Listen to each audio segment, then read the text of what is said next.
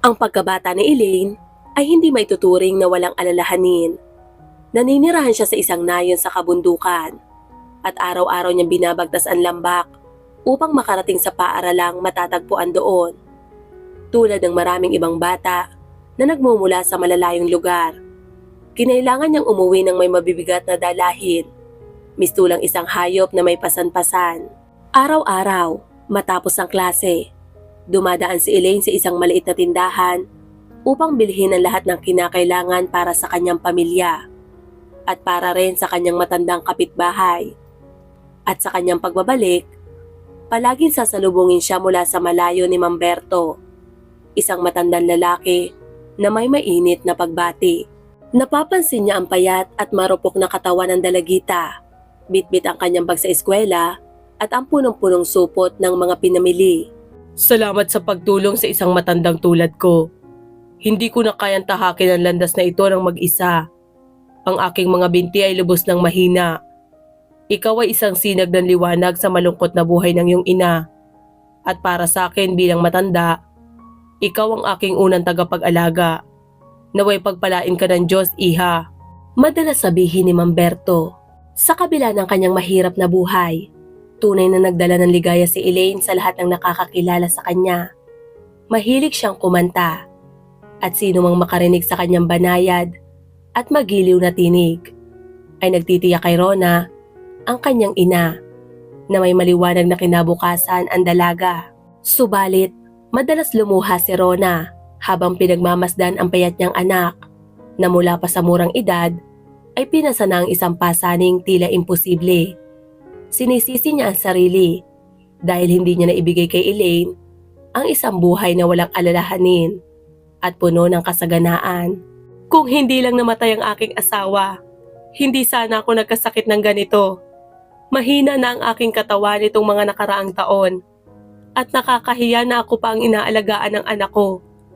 Kung ipinanganak lang sana ako sa mayamang pamilya, siguro ay nakapag-asawa ko ng mayaman at namuhay ng marangya at matiwasay. Madalas sisihin ni Rona ang sarili.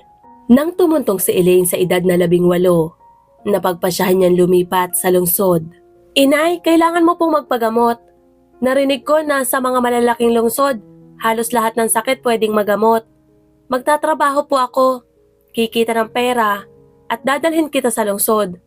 Doon siguradong gagaling ka. Si Mang Berto po muna ang mag-aalaga sa inyo. Malalaki na rin po ang mga anak ni Tia Aning. At hihilingin ko sa kanila na bumili ng mga pangangailangan mo. Mabilis silang kumilos at siguradong matutulungan kanila sa mga gawaing bahay kung kinakailangan. Nagtipon ang magkakapitbahay sa nayon upang magpaalam sa mabait at kaibig-ibig na dalaga. Sabay na ipinagdasal ang kanyang ligtas na paglalakbay. Lahat ay naniniwalang makakahanap ng maayos na trabaho sa lungsod ang masipag at tapat na dalagang mula sa kabundukan. Nangako rin ang mga kapitbahay na alagaan nila ang kanyang ina habang wala siya. Sa kasamaang palad, hindi sinalubong ng malaking lungsod si Elaine nang may parehong init na inasahan niya. Isa lamang siyang dayuhan sa gitna ng mga taong abala sa kani-kanilang gawain. Natakot siya sa dagsa ng mga sasakyang mabilis na dumaraan sa malalawak na plaza at mahahabang lansangan. Naligaw siya sa makikitid na iskinita at hindi niya alam kung kanino siya lalapit upang humingi ng tulong. Ang kanyang unang mga pagtatangka sa paghahanap ng trabaho ay nauwi sa kabiguan. Sa simula, nagtrabaho siya sa palengke kung saan kinailangan niyang buhatin mag-isa ang mabibigat na kahon ng gulay. Kinailangan din niyang tiisin ang mga pangiinsulto at kagaspangan ng mga kargador na sa halip na tumulong ay mas piniling magpatamad-tamad. Lumipas ang ilang buwan, nakahanap siya ng trabaho bilang tindera sa isang shop. Ngunit, agad siyang ginamit ng iba. Lahat ng kakulangan sa kaha ay isinisi sa bagong empleyada. Makalipas ang isang buwan ng matinding pagtatrabaho, hindi lang niya nakuha ang dapat sanay sahod niya, kundi nagkautang pa siya ng malaking halaga sa may-ari ng tindahan. Ang sunod niyang pinagtrabahuhan ay isang maliit na cafe. Sa simula, maayos ang lahat. Nagustuhan ng mga customer ang kanyang pagiging maalalahanin at mabait. Para bang sa wakas, makakasanayan na rin ni Elaine ang buhay sa lungsod. Ngunit hindi nagtagal. Bumalik mula sa isang paglalakbay sa ibang bansa ang may-ari ng cafe. Sa kanilang unang pagkikita, agad itong nagbigay ng pahiwatig kay Elaine na maaari lamang siyang manatili sa trabaho kung magiging mabait siya sa kanya. Ngunit si Elaine ay isang malinis at disenteng dalaga. Wala siyang naramdamang kahit anong pagkagiliw sa may edad ng lalaki. Sa halip ay nagdulot lamang ng pagkasuklam sa kanya. Hindi na kinaya ni Elaine ang mapilit na pang-aabuso ng may-ari ng cafe. Kaya napilitan siyang umalis sa trabaho. Nilamon siya ng takot at matinding kawalang pag-asa. Labi siyang nahihiya sa kanyang mga kapitbahay na naniniwala sa kanya. Lalo na sa kanyang ina na ibinigay ang huling ipon nito upang matulungan siyang makapagsimula sa malaking lungsod. Ngunit ngayon, makalipas ang ilang buwan, napagtanto ni Elaine na wala siyang kahit anong mabuting balita na maibabahagi sa kanyang ina. Dahil sa matinding sama ng loob, napaiyak siya habang nakaupo sa isang upuan sa parke. Bakit ka bumubuo ng isang maliit na lawa dito? May nagbiro sa kanya. Itinaas ni Elaine ang kanyang luhaang mukha at nakita ang isang matandang lalaki na nakatayo sa tabi niya. Nakatingin ito sa kanya ng may habag at tila handang tumulong. May nanakit ba sa'yo? Tanong ng matanda. Pilit na sinisimulan ang pag-uusap. Ako si Lito.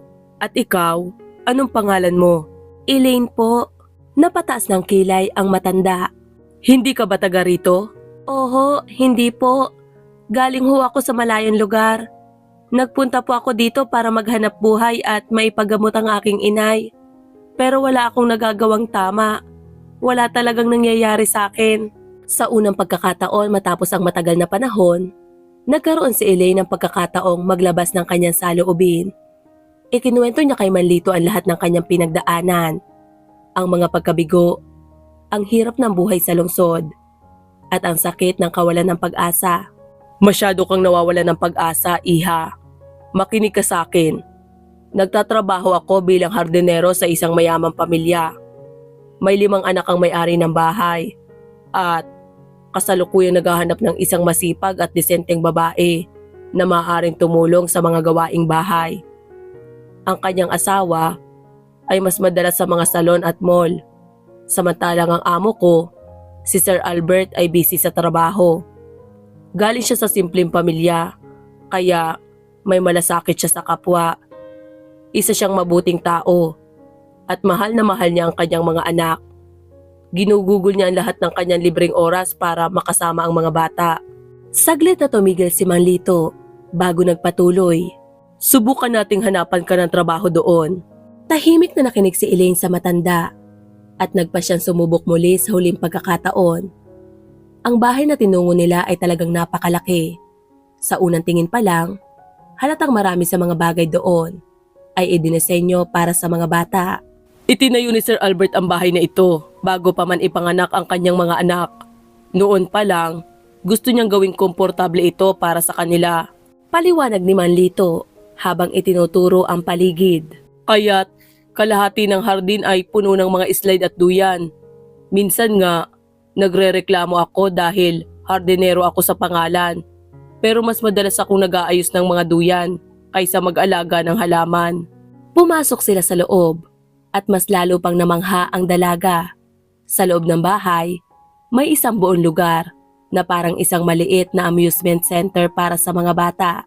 Huwag kang magugulat na magkakaedad ang 5 bata at huwag ka rin mag-usisa tungkol sa kanilang pamilya. Wala tayong pakialam kung paano sila mamuhay. Ganoon po ba? Siya ho mismo ang nagsilang sa 5? Tanong ni Elaine, hindi mapigilang magtaka. Hindi siya nanganak ni isa. Sagot ni Mang Lito, hininaan ng boses na parang may ilalahad na sekreto. Ayaw niyang masira ang kanyang katawan. Pero huwag kang maingay, hindi natin trabaho ang makialam sa buhay nila. Lumingalinga muna ang matanda bago nagpatuloy. May madilim na kwento rito. Ang asawa ni Sir Albert ay ayaw talagang magbuntis. Pero gustong-gusto talaga ni Sir ng malaking pamilya. Kaya ang ginawa niya, naghanap siya ng surrogate mother. Dalawa agad. Plano niya sanang magkaanak ng dalawa ng sabay. Pero hindi niya inaasahan ang nangyari. Isa sa kanila ang nanganak ng kambal at ang isa naman ay nanganak ng triplets. Kaya ngayon, may 3 siyang anak na lalaki at 2 babae. Habang nakikinig si Elaine, gulat na gulat sa kwento ni Mang Lito. Habang pinagmamasdan niya ang paligid, biglang lumabas mula sa bahay ang isang grupo ng malalakas at malilikot na bata. Parang mga ibong bagong labas sa pugad. Masaya silang nagtatakbuhan, nagtatawanan, at nag-aasaran. Kasunod na lumabas ang yaya, isang matandang babae na may mahigpit ngunit maamong mukha. Susan, ipapakilala ko sa iyo si Elaine. Isa siyang mabait at marangal na dalaga na nangangailangan ng trabaho at matutuluyan. Sa tingin mo, papayag kaya si Sir Albert na tanggapin siya? Saglit na nag-isip ang yaya. Umalis si Sir Albert kaninang umaga at bukas pa ang balik. Malalaman natin ang sagot niya bukas. Pero kung wala kang matutuluyan ngayong gabi, pwede kang manatili sa kwarto ko. Alok ni Manang Susan. Buong pasasalamat na tinanggap ni Elaine ang alok at agad niyang nakilala ang mga bata. Napansin niya kaagad, lalo na ang mga babae, sina Elise at Elsie, ay tila sabik sa pagmamahal ng isang ina. Sa una, mahiyain ang dalawa. Ngunit di nagtagal ay nagtiwala sila kay Elaine at nagsimulang magbahagi ng mga alaala mula sa kanilang pagkabata. Samantala, ang mga lalaki naman ay nagpakita ng pagkamatanda sa kilos. Ngunit, hindi rin nagtagal ay lumabas ang kanilang likas na kakulitan. Parang mga bubuyog silang nagkumpulan kay Elaine. Masaya at walang tigil sa pagtatanong at pakikipaglaro. Tingnan mo sila. Tawa ni Mang Lito. Mukhang napalapit ka kaagad sa kanila. Siyempre, hindi rin naman nalalayo ang edad mo sa kanila. Daddy! Daddy! Sigaw ng mga bata kinaumagahan nang bumalik ang kanilang ama mula sa kanyang biyahe. May bisita tayo. Ang ganda ng pangalan niya, Elaine. Mabait siya. Pwede po ba siyang mag-stay dito? Napangiti si Albert sa sigla ng kanyang mga anak. Ngunit seryoso niyang tinrato ang pagkuha ng mga bagong empleyado. Maingat niyang sinuri ang mga dokumento at medical ni Elaine. Sunod niyang tinanong ito tungkol sa kanyang pamilya, bayan at ang kanyang ina na nananatili pa rin sa malayong probinsya. Mabuti na handa kang magtrabaho at may malinaw kang dahilan para gawin ito. Pero sapat ba ang lakas mo para sa 5 bata? Malapit nang umalis si Manang Susan. At kapag nangyari yon, ikaw lang ang aasahan nila. Pag-isipan mong mabuti. 100 beses kung kinakailangan bago ka magdesisyon. Agad na pumayag si Elaine nang walang pag-aalinlangan. Tuwang-tuwa siya sa mga bata. Sila'y buhay na buhay, tapat, at ramdam niyang kailangan siya ng mga ito. Bagamat hindi pa niya nakikita ang may bahay ng tahanan, naunawaan na niya na tila wala itong pakialam sa mga anak nito. Lumipas ang 1 linggo bago bumalik si Cassandra. Sa buong panahong yon, nagbakasyon siya kasama ang kaibigan sa France. Pagdating niya sa bahay, ni hindi man lang niya nilapitan ang mga bata. Dumaan lang ang tingin niya sa kanila. Malamig at walang pakialam. Parang tumingin sa mga kasangkapan. Wala rin siyang interes kay Elaine. Para sa isang mayamang sosyalista, ang isang simpleng dalaga mula sa isang nayon ay hindi karapat-dapat pansinin. Mang Lito, paano po nangyari yon? Mabait at maalalahanin si Sir Albert. Mahal niya ang mga bata. Pero ang kanyang asawa ay parang ibang-iba. Magkasama po ba talaga sila? Iha, huwag mong pakialaman ang buhay ng mga amo natin.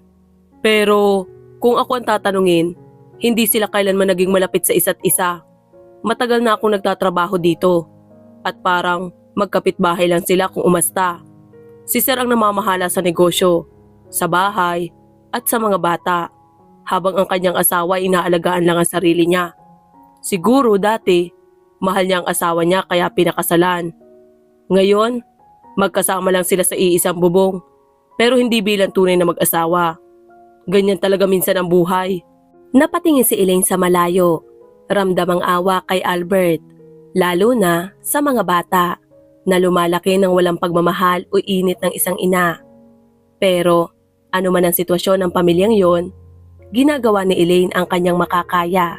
Regular siyang binabayaran ng kanyang amo, kaya naman nakakapagpadala siya ng pera sa kanyang ina ng regular.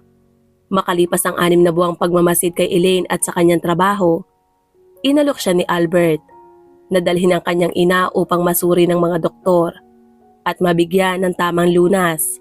Labis ang tuwa ng dalaga. Malapit nang matupad ang kanyang pangarap. Hindi nagtagal, nasa tabi na niya ang kanyang minamahal na ina. Matapos ang pagsusuri at gamutan, unti-unting bumuti ang kalagayan nito. Sa wakas, dumating na ang liwanag sa buhay ni Elaine. Mayroon siyang magandang trabaho, mababait at malalahaning tao sa paligid niya. Lubos siyang nagpapasalamat sa Poong May Kapal sa ibinigay na kasaganaan at kapayapaan. Iyon lamang ang kanyang pinapangarap. Ngunit may nangyaring hindi inaasahan. Bigla na lang nawala si Albert. Natagpuan ang kanyang sasakyan sa ilog. Tila nagkaroon siya ng aksidente at bumagsak mula sa tulay ng buong bilis. Hindi natagpuan ang kanyang katawan, kaya't inakala ng lahat na siya ay nalunod. Lahat ay nagbago. Nawala ang saya sa bahay. Ang mga bata ay nagkulong sa kanilang kwarto, magkayakap at patuloy na umiiyak. Sa pagkawala ng kanilang ama, sila ay naging mga ulila sa isang iglap. Sina Elaine at Mang Lito, alam nilang hindi sila kailangan ni Cassandra. Ngunit, hindi kailanman pumasok sa isip ng matandang lalaki o ng dalaga na magpapasya ang asawa ni Albert na ipadala ang mga bata sa ampunan. Mang Lito, hindi natin ito maaaring hayaang mangyari. Paano natin hahayaang kunin niya ang tahanan ng mga bata? Kahit hindi man niya sila mahal, baka mahanap pa rin si Sir Albert. Umiiyak na sabi ni Elaine. Nagpasya siyang kausapin si Cassandra, ngunit matigas ang sagot nito. Wala akong pakialam kung anong mangyari sa mga batang yan. Hindi ko sila kailanman itinuturing na akin. At ang pagdating nila sa bahay na to, ang sumira sa buong buhay namin ni Albert. Siya lang ang may gusto ng malaking pamilya at hindi ko maintindihan kung bakit. Kung gusto mo silang kunin, bahala ka. Wala akong pakialam kung sa'yo sila titira o sa ampunan. Pasensya na po, Ma'am Cassandra. Alam ko pong wala akong karapatang makialam.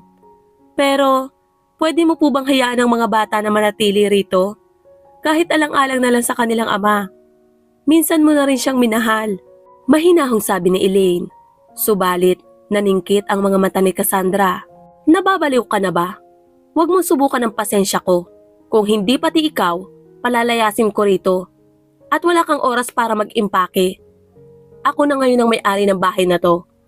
At inuulit ko sa huling pagkakataon, ayoko ng mga batang yan dito. Gamit ang nanginginig na mga kamay at pakiramdam na parang isang magnanakaw, maingat na tinipon ni Elaine ang gamit ng mga bata sa malalaking bag. Samantala, mahigpit na kumapit ang mga bata sa kanya at nakatingin ng may takot. Huwag kayong matakot, sabi ng dalaga ng may kumpiyansa, kahit na sa loob niya ay nanginginig siya sa takot.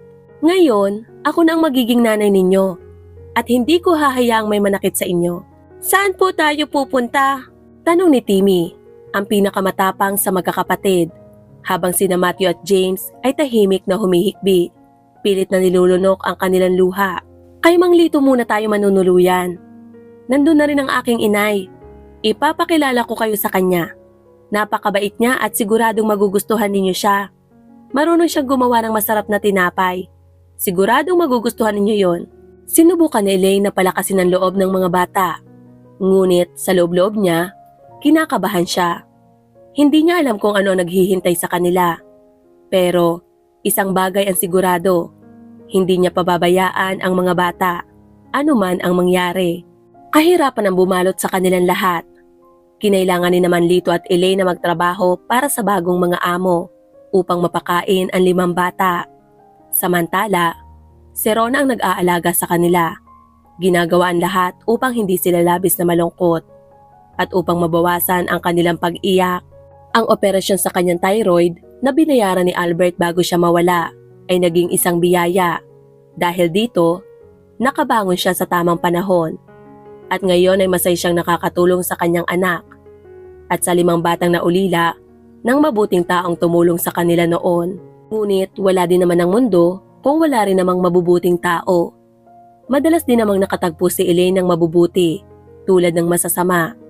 Kaya, nang subukan niyang makuha ang kustodiya ng mga bata, may mga taong walang pakialam at walang puso na nais silang kunin at ipadala sa ampunan.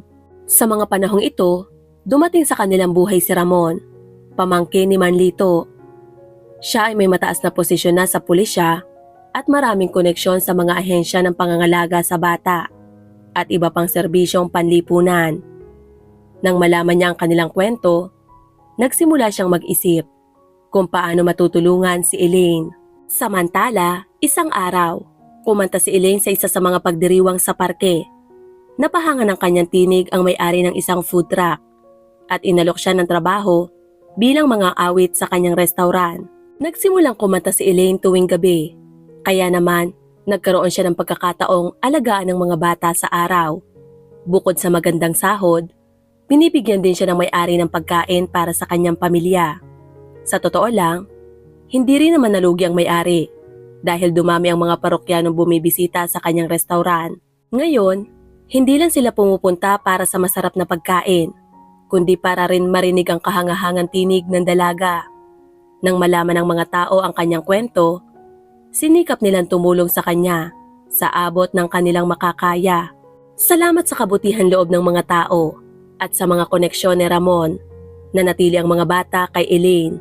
Bagamat hindi sila mayaman, namuhay sila ng masaya kasama ang kanilang mapagmahal na tagapag-alaga, si Elaine, pati na rin si Rona at Manlito na itinuturing nilang mga lolo't lola. Ang tanging kulang sa kanilang ganap na kaligayahan ay ang malinaw na kasagutan tungkol sa nangyari kay Albert. Sa kabila ng lahat, hindi pa rin sila nawalan ng pag-asa na maliwanagan ang sitwasyon ng kanyang pagkawala, lalo na't walang sino man ang nakakita sa kanya na patay. Samantala, si Cassandra, na desperadong makuha ang ari-arian ng kanyang asawa, ay ginawa ang lahat upang maideklarang patay na si Albert sa lalong madaling panahon. Gayunpaman, hindi nagtagal ang perang napasa kamay niya at unti-unti siyang napasok sa malaking suliranin. Lumabas na may mga utang si Cassandra at bukod pa roon, meron siyang kasintahan, si Darrell, isang sugarol at lulong sa droga. Ang tanging dahilan ng pananatili ni Darrell sa buhay ni Cassandra ay upang makakuha ng pera mula sa kanya. Siya ang kasama ni Cassandra sa kanyang paglalakbay sa France. Sa simula, ibinigay ni Cassandra ang kanyang sariling pera. Ngunit nang maubos ito, sinimulan niyang isanla ang kanyang mamahaling alahas upang mabayaran ang mga pinagkakautangan ni Darrell. Ngayon lang napagtanto ng babae kung gaano kahalaga ang kanyang asawang si Albert. Masyado siyang nasanay sa marangyang buhay na ibinigay nito. Hindi siya kailanman pinagkaitan o pinilit gampanan ang anumang obligasyon. Noon, hindi man lang sumagi sa isip niya na hindi lahat ng lalaki ay kasing rangal at buti tulad ni Albert. Samantala, dahil sa pagkawala ni Albert at sa kahina-hinalang koneksyon ng kanyang asawa, masusing tinutukan ng mga investigador si Cassandra. Sa kabila ng matinding kagustuhan niyang tapusin agad ang lahat, hindi ito naging madali para sa kanya. Ang bank account ni Albert ay na-freeze at ang paghahanap sa kanya ay patuloy na isinagawa. Paminsan-minsan, bumibisita si Ramon kina Manlito upang ibahagi ang mga bagong impormasyon sa kanila. Sa kalaunan, natuklasan nilang ang huling pag-aaway ni Darrell at Cassandra ay nauwi sa isang trahedya para kay Cassandra. Natalo si Darrell sa sugal at sa sobrang pagkadesperado, marahas niyang hininga ng pera si Cassandra. Nang hindi ito agad nakapagbigay, binugbog siya nito hanggang halos ikamatay niya. Labis na nabahala ang mga kapitbahay ni Cassandra dahil sa ingay, pagmumura at sigawan mula sa kanyang bahay. Kaya agad silang tumawag ng pulis. Kung hindi dumating ang mga otoridad sa tamang oras, malamang ay napatay na siya ni Darrell sa matinding galit.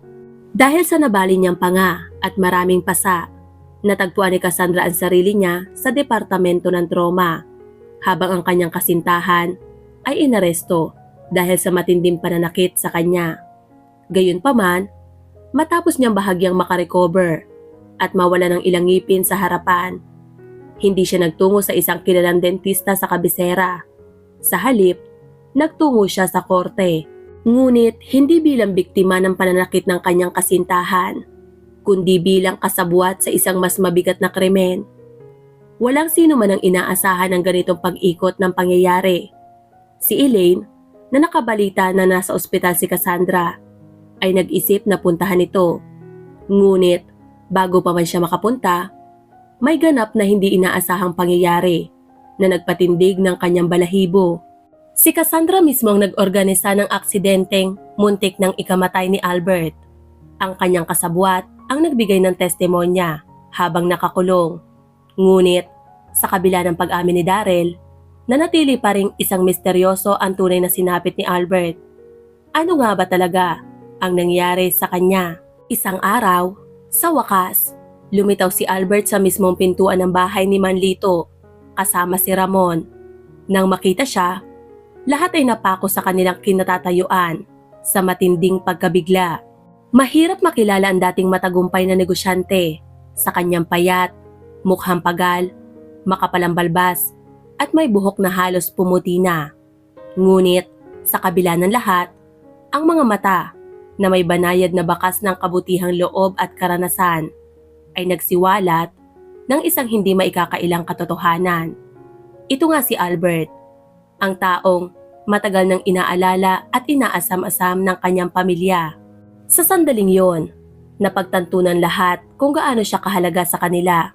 Kay Mang Lito bilang isang anak, kay Susan bilang isang tagapagligtas na nagbigay sa kanya ng panibagong buhay, sa mga bata bilang kamangha-mangha at mabait na ama, at kay Elaine, mahalaga siya sa dalaga, hindi lang bilang isang tagapagligtas, kundi bilang isang lalaking minahal niya ng palihim.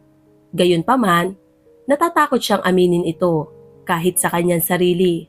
Kinagabihan, matapos humupa ang lahat ng emosyon at matapos patulugin ng pamilya ang masasayang munting bata, nagsimula nang magsalaysay si Albert tungkol sa lahat ng nangyari sa kanya. Ang kanyang kwento ay napakahiwaga, tila isang milagro. Tanging ang mga nakakakilala kay Albert at naunawaan kung paano siya iniligtas ng may kapal para sa mga nagmamahal sa kanya ang makapaniwala sa kanyang himalang kaligtasan.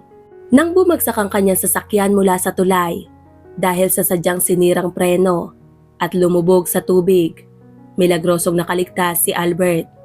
Nakalangoy siya patungo sa pampang ng walang kahirap-hirap. Gayunpaman, hindi niya maalala ang anumang nangyari sa kanya. Ang matinding pinsala sa kanyang ulo ay nakaapekto sa kanyang utak, dahilan upang mawala ang kanyang alaala. Sa loob ng mahigit isang taon, siya ay naging palaboy, nabubuhay lamang sa mga pansamantalang trabaho, walang pagkakakilanlan at walang kaalam-alam kung sino talaga siya. Isang linggo bago siya makabalik, binugbog si Albert ng isang lasinggero na nagtangkang agawin ng ilang pera na kanyang pinaghirapan. Halos hindi na siya makagalaw nang matagpuan siya sa baybayin ng isang matandang retiradong sundalo na palaging nagja-jogging tuwing umaga. Dinala siya ng matanda sa ospital at doon nagbalik ang kanyang ulirat kasabay ng kanyang mga alaala.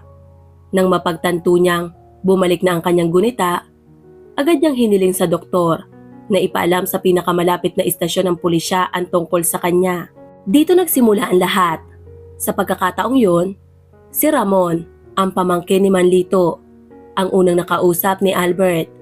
At ngayon, pagkakataon naman ni Ramon na ipaliwanag sa kanya ang lahat ng nangyari matapos ang kanyang pagkawala. Walang sapat na salita si Albert upang ipahayag ang kanyang pasasalamat sa lahat ng mabubuting taong tumulong sa kanya. Sa kabila ng lahat ng pagsubok na kanilang pinagdaanan, inamin ni Albert na ang lahat ng paghihirap ay naging sulit dahil sa wakas, ang kanyang mga anak ay nagkaroon ng isang tunay na ina kay Elaine. Tila ang Diyos mismo ang nagdala sa dalagang ito mula sa isang malayong nayon patungo sa kanyang tahanan upang maging bahagi ng kanilang pamilya. Wala nang pag-alinlangan, mananatili silang magkasama sa malaking bahay ni Albert. Noon, si Elaine ay isang babaeng kumupkop sa kanyang mga anak. Ngunit di nagtagal, siya rin ang babaeng naging pinakamamahal ni Albert. Lumipas ang ilang taon, hiniling ni Albert kay Rona ang kamay ng kanyang anak sa kasal.